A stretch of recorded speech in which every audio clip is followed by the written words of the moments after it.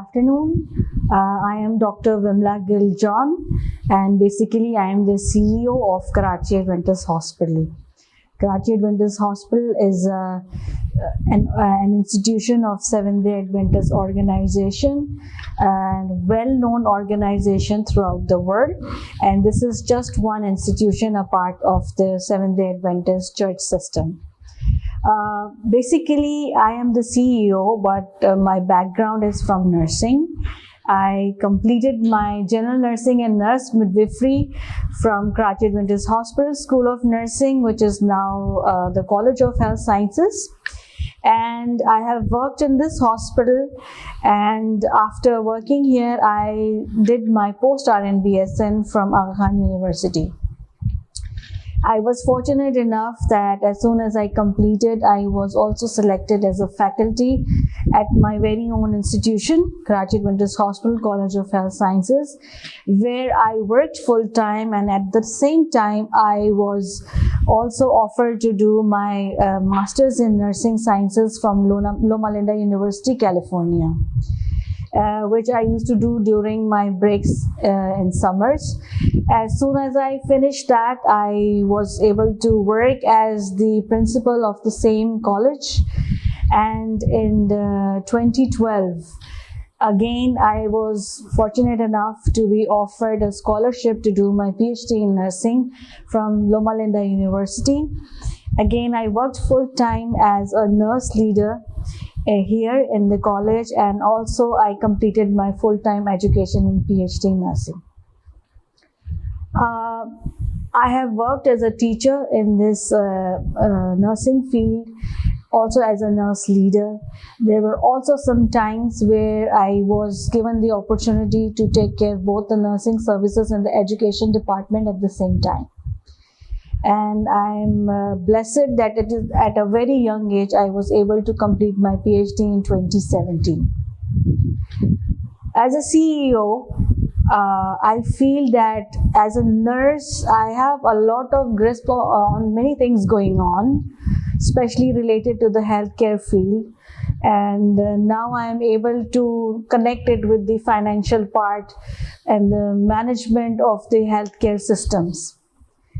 During COVID, there was a lot of things that came under my observation, and I had a holistic, overview of many things that goes on in the healthcare system, which also includes the nurses in the education side and at the nursing services side as well. If you look at some of the challenges that the nursing education area faced, was that right away there was lockdown, and there we were not supposed to have any classroom teachings. And the challenge lied in the fact that how are we going to offer online education system, and how are these nurses going to be trained for their clinical practice. Okay, so as a private organization, missionary organization, we were not well prepared to offer online classes. Okay, so this was one of the area that we faced difficulties, but it was also a learning opportunity.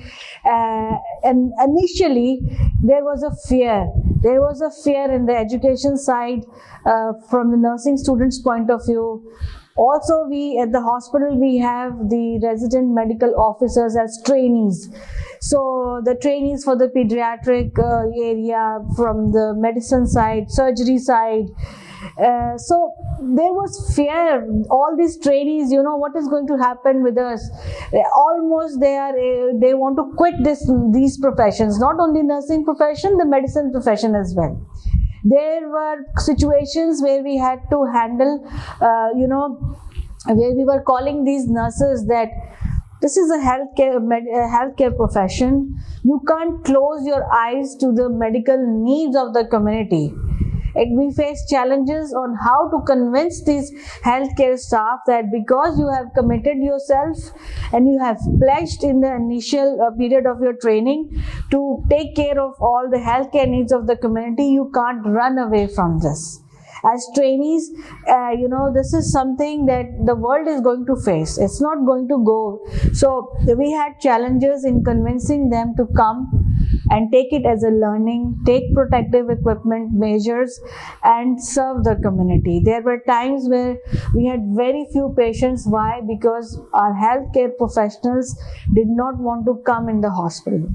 Anyways, that area passed by, and now, I feel proud of our nurses and our nurse leaders, because I feel that they were the ones who took the lead in motivating our healthcare staff to come right up front. Who is going to serve this community? You have seen on the social media many of the nurses videos from all around the world. They have been spending time with the patients without even taking break, wearing those protective equipment measures, leaving their families behind, not going for days and days to their home. So basically, I want to encourage and salute all our nurses and the paramedical staff who had done this during the COVID period. So this is something that we observed. I would like to touch the point where what are the challenges that we face in the healthcare profession and what do we need the government to do for us. Firstly, if you see the workforce, global workforce, you will find 70% of the global workforce, healthcare workforce, are women. You look at the nurses, you look at the midwives, you look at the certified nurse practitioners, and then when you look at them, you feel that as a woman, they have, in our context, they have more responsibility at their home. But yet there are some biasness. They don't get the same healthcare benefits as a men would do, and then this is something that the government need to look at. Then if you find, even if you find the protective equipments, just look at the mask. The production, it is the size is bigger, the size is for the men, and it puts the women at more risk. If you see, they find different measures on how to make sure that the mask will be well fitted. So these companies who are producing these protective equipment measures need to also consider that in their mind. Then when we are looking at the basic hygienic practices, if you see the developing countries, how much of the percentage if you find in the community don't have the basic needs of just hand washing. They don't even have water and soap there available.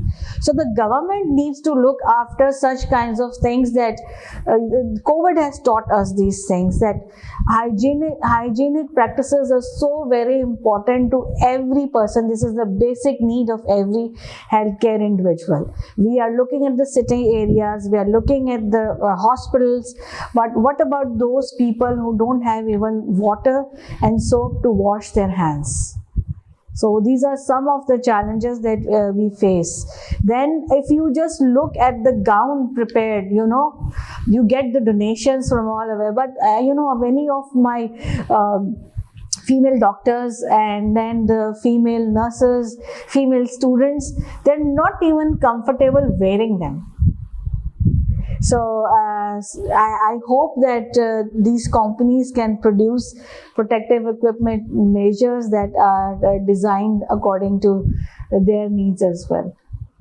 So there are many more things.